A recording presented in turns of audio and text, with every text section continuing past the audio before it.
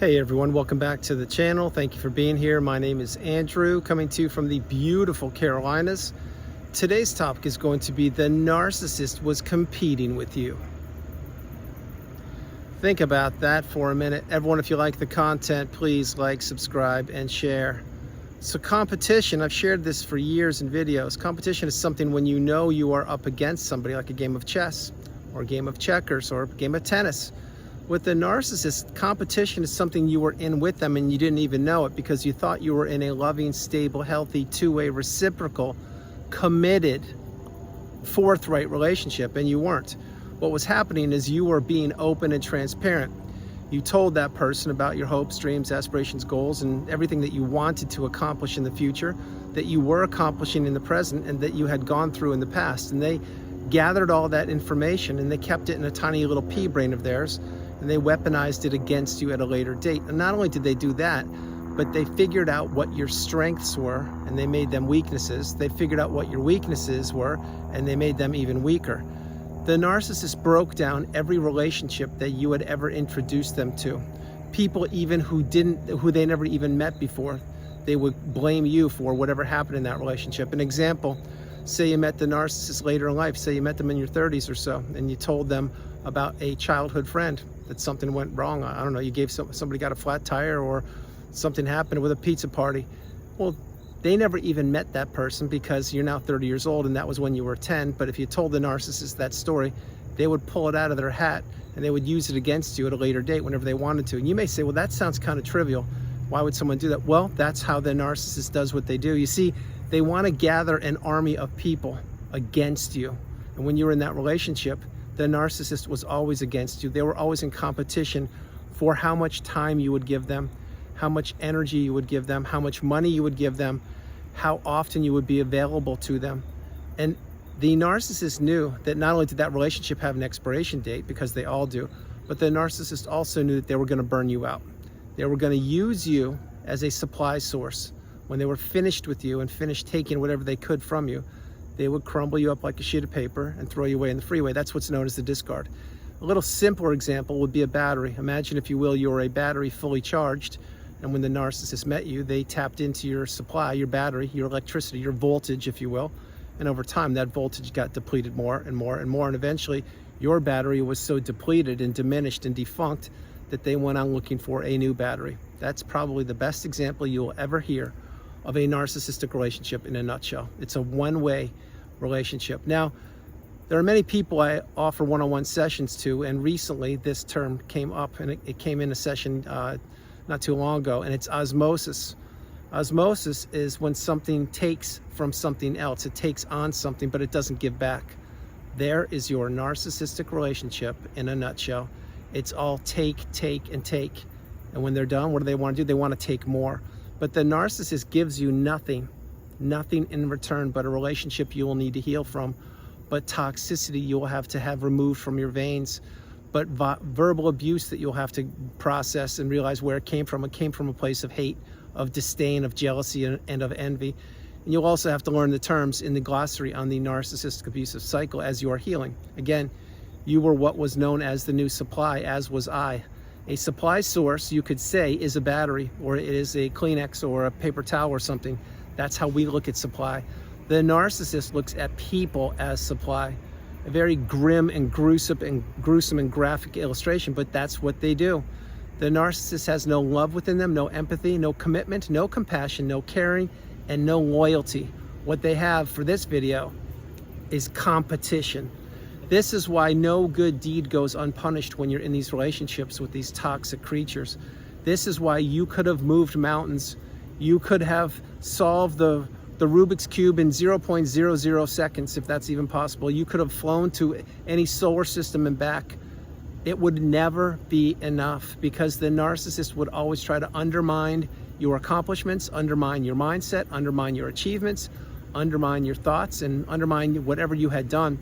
Because they're always looking to compare people, because they're always in competition. Think about the best friend of a narcissist, the person you're considering. Their bestie, wink wink, of 25 years, by now has probably figured out who the narcissist is, but that person also may be the narcissist. One never knows, but the point is, the person you're considering, they were in competition with the bestie. You may not have been able to see it back then, but now you can probably see it clearly. The narcissist is always in competition, also in competition with their siblings, with their romantic relationships, with their own children. I'll talk about that in a minute. With their parents, colleagues, coworkers, neighbors, with anything under the sun. The narcissist is actually in competition with pets, believe it or not. You may say, how is that possible? Well, think about this. If you had a pet when you met the narcissist, well, the pet was getting your attention and adoration, right? And love. Well, what happens? The narcissist can't have that. They even try to drive a wedge between you and your pet. You probably never heard that before, but that's what they do. You see, nobody, and I mean nobody, is unsusceptible. Everybody is susceptible to falling into the jaws of the narcissist. Pets are, children are, people are, jobs are, money, everything else. Now, having said that, I talked about the children of the narcissist. Well, the narcissist, if they, the person you're considering, if they have kids, well, when the kids get to be of age, meaning let's say above 18, or they turn 18, they're developed. Usually they've filled in and they've gone through their hormonal changes for the most part, and they're now growing up. They're getting different bodies. That's what I went through, and I'm sure that's what you went through. And yes, that's what the narcissists went through physically, but mentally they're stunted and they know it. But having said that, as their children or stepchildren, specifically children, because the stepchildren of the narcissists get treated worse and worse. Now we're learning that, but that's what happens because they just want to twist the knife. Having said that, the children of the narcissist, when they grow up and they now start looking beautiful or handsome, well, the narcissist can't have that, can they? No, they can't, because they will now poo-poo their own children, saying that they don't look as good as they think, or the clothes don't quite fit that right, or they're a little too chubby here, or they're too thin there. There would always be nitpicking at their own kids. Why? Because now all the people are looking at their kids and saying, wow, those children, they look amazing, they're handsome, they're so beautiful, and they're just amazing. And you used to look kind of like that, but what happened to you? Well, that person that I just mentioned, they became the aging narcissist. And who is the aging narcissist? They're a toxic person who's getting worse by the second, and they are not a pretty sight to see, but they're in competition with their own kids. And the narcissist also misdirects people. Think about the jobs. Maybe your boss was the narcissist, a workplace bully, the narcissist, and maybe you were up for promotion and they knew that, and you put in all the years and all the time and you were overqualified, and this was your season to get the pay raise or the promotion to the corner office or the bonus, and they knew it, but they also knew who you were, and they knew they did not want to have you achieve that accolade or get the bonus or the pay raise. So what would they do? Well, they'll insert a smear campaign or claim that you missed a deadline, or say, yeah, you turned in that 350-page report, but you missed the last page on the last paragraph, the last page. You forgot to put a period at the last sentence. So I'm gonna have to ding you for that. Maybe next year you'll get that promotion. You may think, have I lost my mind? I haven't lost my mind. This is what these people do. They will make things up. They will drum things up. They will paint the narrative of the past any way they want to any audience that is naive enough or vulnerable enough or gullible enough to listen to them. That's why when you're in these relationships, it is bizarre world. What is up is down, what is left is right, and what is black is white. Having said that, you didn't realize you were in a competition with who turned out to be the love of your life, or your best friend, or your soulmate, or your bestie, or your own children, whoever it was. But they were in competition with you from the minute that they laid eyes on you, because they saw in you what you perhaps couldn't see in yourself, which is commitment, resilience, empathy, love, abundance, growth, togetherness, honesty, integrity, so many things. These are all adjectives that the narcissist doesn't possess. What the narcissist possesses is anxiety. They possess a bottomless pit that needs to be filled with what is known as supply. They possess envy, greed, jealousy, all the negative adjectives. And you may say, you're being really rough, Andrew. No, I'm not. If you were in one of these relationships, you know what I'm talking about. This is why, think about this, why do you think you were always walking around on eggshells when you were with the narcissist physically, or in the same household, or even when you were at work and your phone was being blown up by them? You were walking around on eggshells is because you were damned if you did something and damned if you didn't. And if you did something, you'd be blamed for not doing it sooner. If you did something, you'd be blamed for not doing it the way they wanted. If you didn't do something, they would say, why didn't you do it? I told you to do it. This is why the narcissist is always in competition with people. This is why they always move the goalposts. This is why they always blame everybody but themselves. This is why they can't introspect and they can't be accountable. They will never change. I'll say that again. The narcissist will never change, which means improve and say, you know what? I want to be accountable. I want to be a good person. They can't do it. It's not in their DNA. It doesn't exist. So they need to string people along. They need to place people in the trauma bond. They need to place people in relationships that there's no way out of. What I mean by that is, let's go back to the workplace bully that I shared. Say it was you. It certainly was me for many years in different jobs.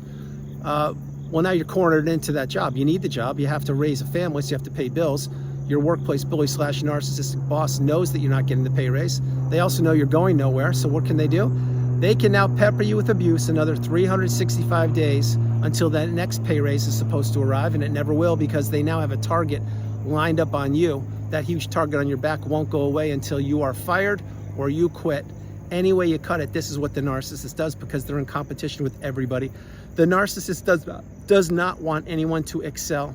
They don't want anyone to be in the spotlight. They don't want anyone to be in the limelight. They don't want anyone to have accolades. Think about when you graduated university or high school, or you got a promotion or a pay raise, or you bought your first car, or you invested in some money and you finally earned, the dividends paid off or something. Was the narcissist happy for you in any of those events? None of them. Maybe the last one, because they knew that they could get their grubby little fingers on your money, but everything else, no. They wouldn't attend your graduation. They wouldn't attend your birthday. They would blow up the holidays. They would blow up the vacations. They would steal your energy when you were in the house, which again is why you were walking around in eggshells when you were in the relationship with them. There is nothing lonelier ever than being in a house with somebody you are in love with, or you love, or you care about deeply, and they are giving you the silent treatment. When they're sitting right next to you, ignoring you, or when you're at the dinner table and they're speaking a different language, or when they're talking to you and blaming you for something, and then someone knocks on the door, and then they go to answer the door and they put on like they're in the best mood ever, your energy's zapped, the guest looks at you like, why are you in such a bad mood? Well, the guest wasn't there when you were just being yelled at, a rage fit thrown on you, but the narcissist needs to put on a mask for the guest. You need to understand what I'm sharing. These people, they deteriorate, they do not improve. They all become the aging narcissist. They all implode. They all experience toxic, narcissistic injuries to the levels that you will never even be able to wrap your head around. That's why this is the relationship you need to heal from. That's why you must go no contact, block that person, delete them, remove them and all flying monkeys and people associated with them. If not now, when? You need to be in competition with absolutely nobody. Competition is meant for a fair set of circumstances. Example, a football game. Team A and Team B. Team A has 11 players in the field. Team B has 11 players in the field. You know the rules. If one of the rules are broken, there's a penalty, and the 60 minutes goes, and at the end of the game, you see who won. That's a fair competition.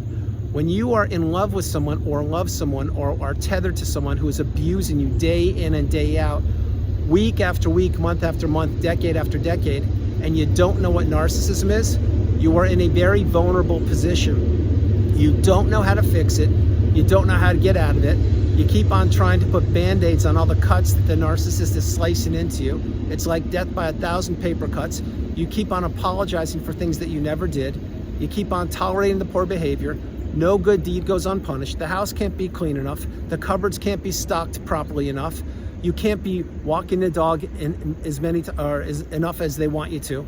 You can't get up early enough because the narcissist was in competition with you then. This is a huge one, and then I'll get ready to close the video. Think about in the mornings when you would wake up.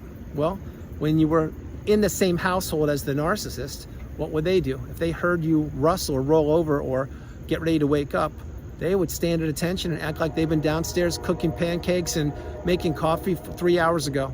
Why do you think somebody would do that? Because they're in competition with you. They're trying to guilt you for sleeping in it until 6:01 a.m. when it's a Saturday morning and you just work 70 hours Monday through Friday, and Saturday's the only day you have for yourself. But they heard that you were rustling around, so they woke up real early and said, yeah, you sleep in late. Don't you do anything around here? I've been up since 5:20. What's your problem? I can't believe, there's so many things to do here. And then you'd be looking like, what are you talking about? I pay all the bills. I have 3 jobs. I'm raising the kids.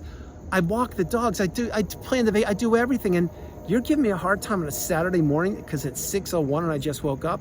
Well, what happens there? Well, now your day's blown up, your morning's ruined, your weekend's destroyed, and now you can't go back to sleep. And this is what the narcissist feeds off of. They feed off of negative energy and placing people in that trauma bond and having people not believe in themselves. This is why the narcissist enlists so many people, which include flying monkeys, enablers, people who are subservient or reliant upon them, and of course, the grade A supply source, which is what you were, and I certainly was myself. but you didn't realize you were in a competition. And the narcissist was in competition with you from the minute they met you to the minute they ended, that relationship ended. So everyone, that's the video. I hope you liked it. I loved doing it from the beautiful Carolinas. This is Andrew.